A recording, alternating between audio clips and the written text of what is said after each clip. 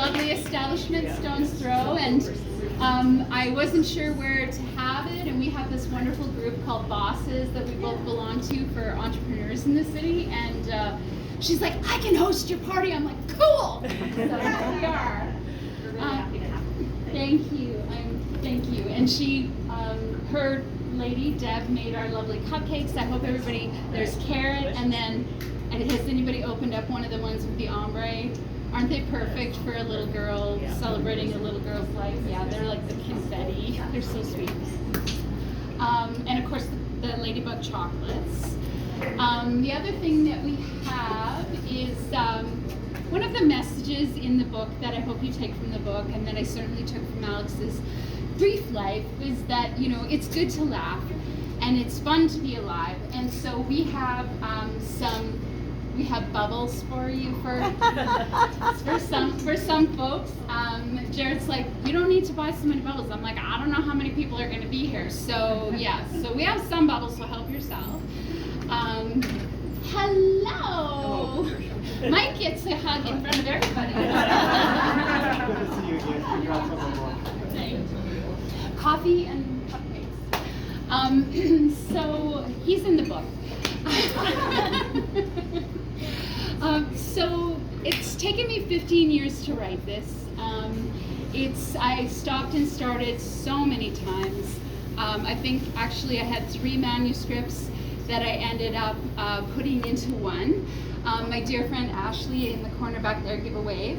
She's being shy, but she approached me in December-ish, I think, time frame, January, and said, hey, would you like to do a work date, you know, every second Tuesday? And I said, you know, I've been meaning to take a day where I don't book clients and I just write.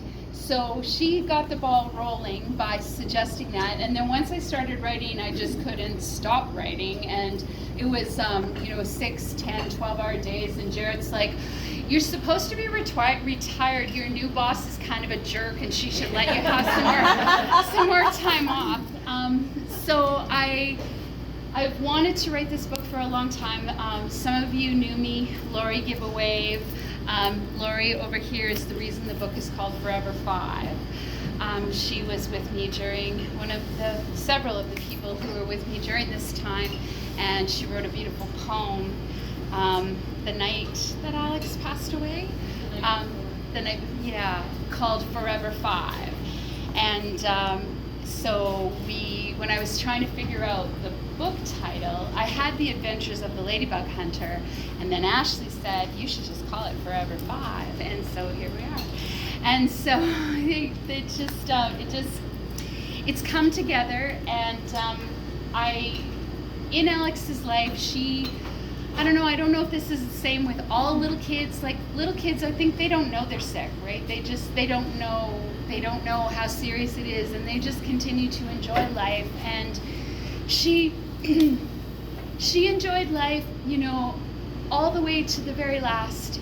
Even after she couldn't, you know, the tumor was at the base of her skull, so it took away her ability to talk and move, but she still had a twinkle in her eye, and, you know, even when she couldn't move a little bit, she only could move a little bit and couldn't speak anymore, we would go out into the hot tub, which is one of her favorite places, and she would grab the icicles on the side of the hot tub and hold them against her dad's arm until he, you know, you little think, you know, she just was full of life and full of character and full of love right to the very last day. And I'm kind of all over the place, you guys. I'm sorry. You're perfect. Thank you. You're perfect. I love you. We had to go to Calgary for 6 weeks when she got diagnosed because there was no children's hospital here, and so we stayed with my brother, and it was 2005. So there was no social media back then, you know, there was no updates on Facebook. And I started writing an email to a friend, Linda, and then other people were emailing me, and I was like, okay, you guys, I cannot repeat this, you know, however many times. I'm just gonna do one email and you all get the same message, and then you can send me other cool stuff that's not medically related, but I'm only doing this once. So this email over the 14 months that this went on, the email grew to 99 BCCs on it. And unbeknownst to me, those people were sending them to other people. And during the course of this time, people had said to me, "You're a really great writer. This story would help a lot of people. Please, at some point, you should publish this." So it only took me 15 years, and here it is. And then at her celebration of life, people kept on telling me, you know, "You don't know me. I work with your husband, and I've been getting the email from so and so, and I just want you to know that it's helped me, you know, have more patience for my kids or hug my kids a little bit longer." And so here it is, and I hope that that's the gift the book gives to all of you, those of you who knew her story when it was unfolding, who've been here for the long haul, and those of you who met me along the way. So far the feedback has been really good. And yesterday one of my friends told me the book was sitting on the table, and her 12-year-old daughter picked it up and read the back and said, "Can I read this book, Mom?" And she said yes. And she said, "I haven't been able to get the book back from her because she's doing her book report on it." And I know, my heart. And she's like, she goes, "Mom, I need your help because I need 3 facts about the author." And she's like, "Well, the author lives a block away. Why don't you just walk over there? You go to her house every year at Halloween. Just, you know, walk over there." So that was pretty cool. So yeah, I don't know what else I have to say. Those of you who don't know, this is my wonderful husband, Jared.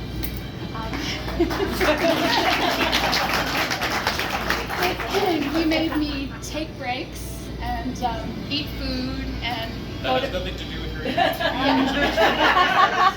I think someone's phone is ringing. I don't know whose phone that is, it's not mine. I'm not sure whose phone it is. So anyways, yes, while I was writing the book, he helped. He was like, "You know, you should maybe take a break or go to bed, or do you want some?" Yeah, all of that. But it's all done now. And a couple more shout outs. My daughter-in-law, Ashley, and she helped with the edits of the book. And my friend in the back, Ashley, also, yeah, I know, there's a lot of Ashleys in our life. And she also helped with editing, and Joan, wherever you got to over there, wave, Joan. And Joan helped with content. She read it like she didn't know me, and she's like, "Okay, so you get into the book and you start talking about like Luke and Zach," and I'm thinking, "Who are these people?" But she said I knew who they were, but so she helped me with that so that it would make sense when you read it.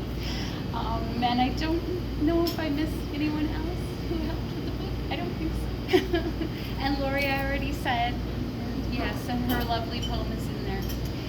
So I don't know what more to say. I thank you all for being here. It feels like a second. I guess I do have one more thing to say. Can't promise that I won't make it through this one without tears, though. So since she's been gone, I always have forgot her, or I always have thought of her as 5, just like forever 5. And since I finished the book, and once I sent it off to Faye, it was like something shifted. It was, for me, and you all know how I'm spiritual and all that good stuff, and it felt like her life contract included this gift of the lessons that are in this book. And now that the book is out there, it's like she's released from this life, and now when I think of her, she's 20. And she's my peer, and she's this wise soul, and she's, you know, not, she's done with her promise to this lifetime by me telling her story, our story, to the world. So, yeah. Beautiful. Proud of you, Patty. That's all I have to say. There's cupcakes, there's chocolates, there's coffee. Grab some. Oh no, one more thing. Look under your seat and And if you have a pink sticky note, which wave your hand in the air like you just don't care. Oh, yeah, you.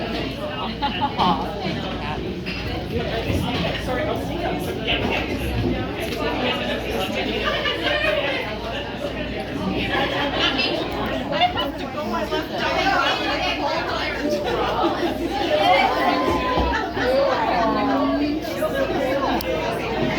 You're in. I can't tell you where it is because you're in the box.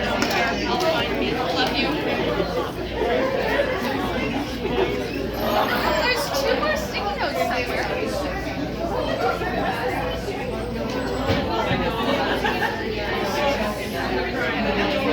There should be 2 more. Who got one?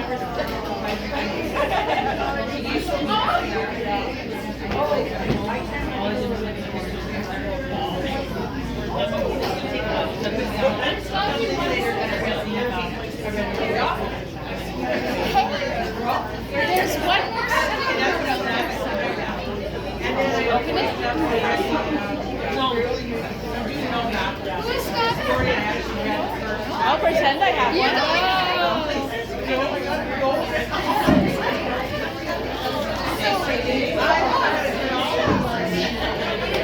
So I have one more thing to say, and then I'll shut up. And nobody's surprised I wasn't done talking, right?